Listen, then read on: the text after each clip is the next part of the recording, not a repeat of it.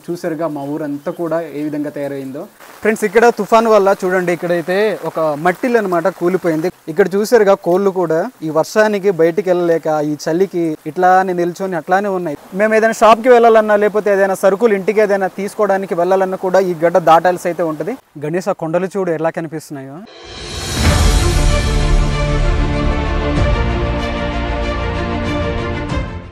Hi friends, ఎలా ఉన్నారు? మేమైతే చాలా బాగున్నాం. ప్రస్తుతం మా ప్రాంతంలో కూడా తుఫాన్ ప్రభావం అయితే చాలా ఎక్కువ ఉంది. ఈ మించుంగ్ తుఫాన్ వల్ల మా ప్రాంతాలన్నీ కూడా చాలా భయంకరంగా మారిపోయి ఊర్లన్నీ కూడా జలమయంగా అయిపోయాయి అనమాట. ఈ రోజు అయితే ఈ యొక్క తుఫాన్ ప్రభావం వల్ల మా ప్రాంతాలు ఏ విధంగా ఉన్నాయి అనేది మీకు చూపించే ప్రయత్నం అయితే చేస్తాము. గణేష్ ఒకసారి బయటకు చూపించే. గణేష్ ఒకసారి చూసారుగా ఏ విధంగా ఉందో. భయంకరంగా వర్షం పడుతుంది. గత 3 రోజుల నుంచి ఏకదాటిగా కంటిన్యూస్ గా పడుతూనే ఉంది. అస్సలు తెరిపి కూడా ఇవ్వడం లేదు. ఇంట్లో ఉన్న వాళ్ళని ఇంట్లోనే ఉన్నాం తప్ప బయటికి వెళ్ళే ఇట్లాంటి అవకాశం కూడా లేకుండా పోయింది. మా వాళ్ళు 10:30-11 ఆ ప్రాంతానికి అడవికి తీసుకెళ్తారు. పశువులన్నీ కూడా ఇట్లా మేపడానికి అనమాట, వాటికి ఇట్లా గడ్డి పెట్టడానికి తీసుకెళ్లడానికి కూడా చాలా ఇబ్బందిగా మారిపోతుంది. మా వాళ్ళందరూ కూడా తడిసిపోయి తిప్పుతున్నారు.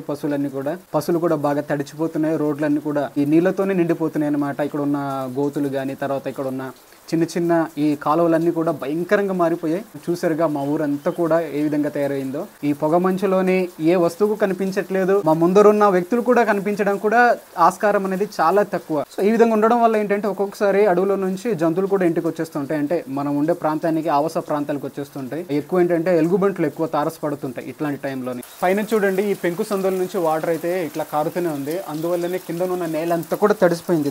ఇదిగో ఈ నేల అంతా కూడా తడిసిపోయి తడి మొత్తంగా అయిపోయింది. ఈ విధంగా అయితే తయారైపోయింది. ఇట్లాంటి ప్రాంతాల్లోనే పడుకోవాలి, పని చేయాలంటే చాలా ఇబ్బంది. లోపల కూడా అట్లానే ఉంటాయి అనమాట. ఆ యొక్క గదులన్నీ కూడా అట్లానే ఉంటాయి. ఫ్రెండ్స్, ఇక్కడ తుఫాన్ వల్ల చూడండి, ఇక్కడైతే ఒక మట్టిల్ అనమాట కూలిపోయింది. గోడలు అయితే సగం మొత్తం పడిపోయింది కిందికి అయితే. ఇది ఇక్కడ చూడండి ఏ విధంగా ఉందో. ఇలానే మట్టిలతో వచ్చిన ప్రాబ్లం ఏంటంటే ఇట్లాంటి వర్షం వచ్చినప్పుడే చాలా ఇబ్బంది పెడతాయి. కూలిపోతుంటాయి, పడిపోతుంటాయి. పైన ఇంటి కప్పులను కూడా ఇట్లాంటి పెంకుటిల్లులు కానీ, పూరి గుడిసెలు కానీ ఇవన్నీ కూడా పడిపోతుంటాయి అనమాట. ఇక్కడ చూసారుగా కోళ్ళు కూడా ఈ వర్షానికి బయటికి వెళ్ళలేక ఈ చలికి ఇట్లానే నిల్చొని అట్లానే ఉన్నాయి. ఇవి ఫుడ్ కోసం కూడా బయటికి వెళ్ళట్లేదు. ఇక్కడ నిల్చొని అట్లానే ఉంటున్నాయి ఈ వర్షానికి. అదే గడ్డి అదేనికి పశువులుగా. ఓకే, అంటే వర్షం కదా ఫ్రెండ్స్, అందువల్లనే పశువులని కూడా కొన్నిటిని తీసుకెళ్ళట్లేదు. గడ్డిని తీసుకొచ్చి పశువులకు పెడుతున్నారు బయటికి తీసుకెళ్ళలేక. గణేష్ ఆ కొండలు చూడు ఎలా కనిపిస్తున్నాయో. ఆ పొగ మంచు అనేది కిందన పడిపోయి అంటే ఇట్లా వాలుతూ అదంతా ఏం కనిపించట్లేదు. పైన ఆ శిఖర భాగం కానీ అదేం కనిపించట్లేదు. ఉదయం 9-10కి స్టార్ట్ అయింది. ఈ విధంగానే క్లైమేట్ అంతా కూడా మారిపోతుంది. ఊర్లన్నీ కూడా కనిపించవు. కొండలు ఊర్లన్నీ కూడా కలిసిపోతాయి అనమాట ఈ పొగ మంచుతోనే. మేము ఒక 2 రోజుల క్రితం అయితే వరి నారు అయితే వేసాము ఈ పొలంలోనే. ఒకసారి చూడండి ఇప్పుడు తుఫాన్ వల్ల ఏ విధంగా ఉందో. పొలాలన్నీ కూడా నిండిపోతున్నాయి ఈ నీళ్లతోనే. రావట్లేదు, ఇది తలుపు కూడా చాలా గట్టిగా మారిపోయింది. చూడండి, వాటర్ అంతా కూడా నిండిపోయి మొలకలు కూడా సరిగా రావట్లేదు. ఇంకొక 2 రోజులు ఈ విధంగానే ఉంటే మాత్రం ఈ పొలం కూడా అంటే ఈ విత్తనాలు కూడా పాడైపోతాయి.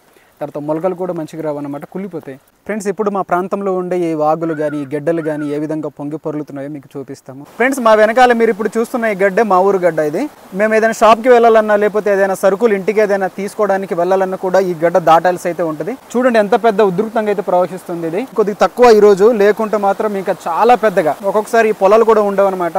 మా ఊరు పొలాలే. ఈ పొలాలన్నీ కూడా ముంచేస్తూ ఉంటుంది ఒక్కొక్కసారి ఈ గడ్డ. ఒకవేళ మనం కాలి జారి పడినా కూడా మన గతి ఇంకా అంతే. మనం చాలా దూరం కొట్టుకుని వెళ్ళిపోతాము. ఆ దెబ్బలకి మనం చనిపోతామేమో. అట్లనే మనం ఒకవేళ అక్కడ నిల్చుంటే కూడా మన ఎత్తుకు మించి ఆ యొక్క లోతు అనేది ఉంటుంది. చాలా పెద్ద గడ్డ ఫ్రెండ్స్ ఇది. ఈ గడ్డకున్న బలం ఏంటంటే చాలా పెద్ద జంతువులు కూడా పెద్ద వృక్షాల సైతం తీసుకెళ్లిపోతుంటది మోసుకుని. ఫ్రెండ్స్, ఇప్పుడు మా ఊరికి రెండో వైపు ఉండే ఒక గడ్డనైతే మీకు చూపిస్తాము. మా వెనకాల ఆ గడ్డనే కనిపిస్తుంటది. దీన్నైతే మేము మాలింగ్ వలస గడ్డ అంటాము. ఇక్కడైతే చిన్న కల్వర్ట్ అయితే వేశారు, కొత్తగానే వేస్తున్నారు. ఇది కూడా మొత్తం కొట్టుకుని వెళ్ళిపోయింది. చూసారుగా ఇదంతా కూడా ఆ వాటర్ అంతా కూడా కల్వర్ట్ మీద నుంచి పైకి అయితే వెళ్ళిపోతుంది. ఇక్కడ బ్రిడ్జ్ ఏర్పాటు చేయాల్సింది. చూస్తేనేమో చిన్న కల్వర్ట్ అయితే ఏర్పాటు చేశారు. అది కూడా కొత్తగానే స్టార్ట్ చేశారు. ఈ కల్వర్ట్లో కూడా ఒకే గొట్టం పెట్టడం వల్ల వచ్చే వాటర్ ఫోర్స్కి ఆ పైనుంచి వెళ్ళిపోయి ఆ రోడ్ అంతా కూడా పాడు చేసింది. చూడండి, మీరు ఇప్పుడు చూస్తున్న ఈ మట్టి రోడ్ ఆధారం చేసుకుని సుమారుగా ఒక 10 గిరిజన గ్రామాలు అయితే ఆధారపడి ఉన్నాయి. ఇదే దారి గుండా నడుస్తూ ఉంటారు. 10 గిరిజన గ్రామాలు ఏదైనా సంతకు వెళ్ళాలన్నా, ఎవరికైనా బాగాలేనప్పుడు కూడా ఇట్లాంటి వర్షం పడేటప్పుడు ఇది చాలా భయంకరము. ఇట్లానే నడుచుకుని వెళ్ళిపోతున్నారు మా వాళ్ళు కూడా. చూసారు కదా, ఇదంతా కూడా కోతకు గురైంది. ఈ బండరాలన్నీ కూడా కిందికి వెళ్ళిపోయినాయి.